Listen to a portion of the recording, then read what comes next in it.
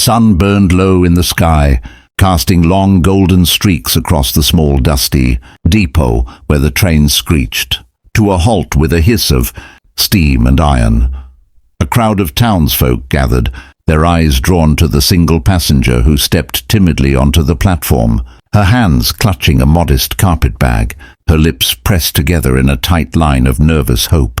She was young, her hair a tumble of red gold beneath a simple bonnet, her dress plain but neat, stitched with care, carrying with her not just a bundle of belongings, but a fragile dream.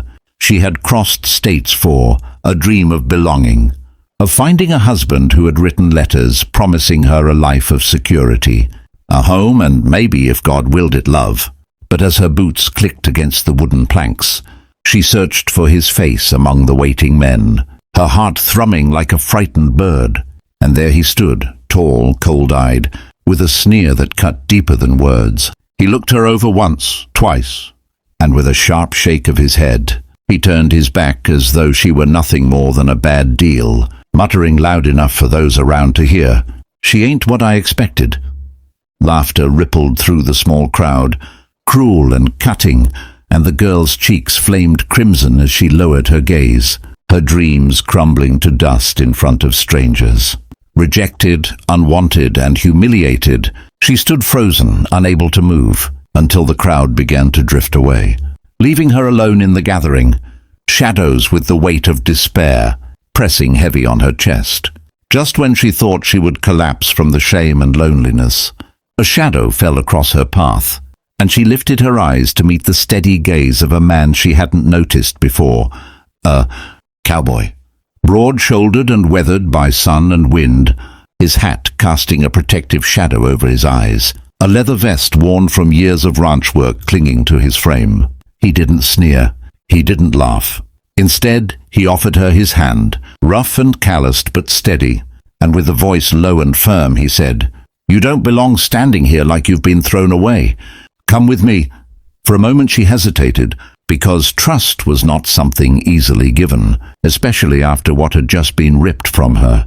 But something in his eyes held her there, the promise of decency, of dignity, of a second chance, not written in letters but carved in the way he stood unashamed at her side. Slowly her trembling fingers reached out, slipping into his hand, and he squeezed just enough to let her know she was safe. He led her past the depot, away from the prying stares of the few who lingered, toward a waiting horse tethered in the shadows, a magnificent animal whose dark mane glistened under the fading sun. With each step, the weight on her heart seemed to lighten just a fraction, the sting of rejection dulling beneath the warmth of a stranger's kindness. "What's your name?" he asked gently as they walked. She swallowed hard before answering, her voice cracking from holding back tears. "Clara," she whispered, clutching her bag tighter. "Well, Clara," he said, nodding with a faint smile tugging at the corner of his lips. "Folks around here call me Luke. I reckon you came a long way, and it's a hard thing being left out in the cold like that. But if you're willing, I've got room at my ranch for someone looking for a fresh start." Her eyes widened, suspicion flickering for a moment, but his tone was steady and respectful, without the hunger or mockery she had feared. He wasn't making her a promise of marriage in that instant, nor spinning her tales of romance, but offering her something just as rare, dignity, shelter, and time. The depot grew smaller behind them as they reached the horse, and Luke untied the reins, stroking the animal's neck with practiced ease before turning back to Clara. "Ever ridden?" he asked. She shook her head nervously, the weight of her bag still in her hands. Without a word he reached for it, securing it to the saddle, and then offered his hand again. "Trust me," he said simply. She hesitated, but something inside her knew this was the moment that would decide whether she would continue living in the shadow of rejection or dare to step into a new story. She placed her hand in his once more, and with a strong pull he helped her onto the horse, climbing up behind her with the ease of a man born to the saddle. The warmth of his presence, the steady grip of his arms as he held the reins, made her feel for the first time in months that she was not alone in the world.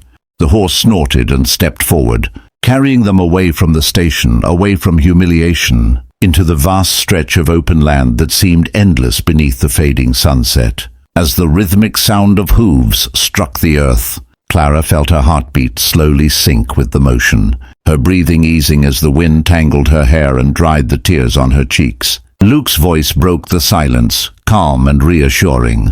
Don't let the words of a fool define your worth. Any man who can't see what's standing right in front of him doesn't deserve you.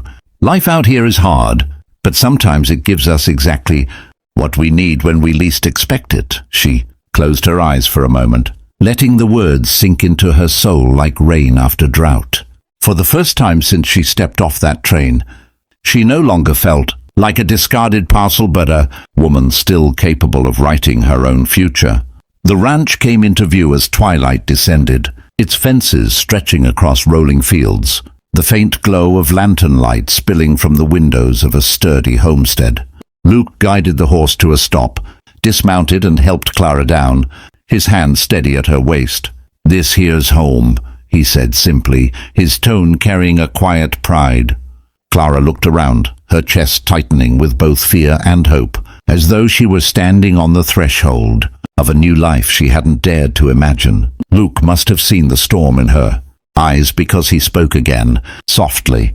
"No one here's gonna turn you away." Something inside her broke then, not in despair, but in gratitude, and she found herself whispering, "Thank you," her voice trembling with sincerity. Luke tipped his hat with a small smile. "Don't thank me yet. Hard work comes with staying here, but I reckon you'll do just fine." That night, as the stars spilled across the sky like silver dust and the crickets sang their endless song, Clara sat by the fire in Luke's ranch house, sipping warm broth and listening to the quiet hum of a place that already felt more like home than any she had ever known. Her heart, still fragile, began to stitch itself back together with threads of courage and resilience. And though she didn't know what tomorrow would bring, she knew one thing for certain. She had been rejected at the depot, but she was not broken. She had been found, not as someone's discarded mail-order bride, but as a woman worthy of respect, of kindness, of a life with meaning. And as Luke glanced at her across the firelight, his expression thoughtful and protective, she realized that sometimes the life we're meant for doesn't arrive in a letter or a promise, but in the steady hand of a stranger who refuses to let us stand alone. Friends, if this story touched your heart, if it reminded you that even rejection can lead to unexpected blessings, make sure you subscribe to the channel, because more powerful tales of love, resilience, and second chances are waiting for you here. Your support helps us bring these stories alive, so don't forget to like, share, and subscribe. And let's continue this journey together.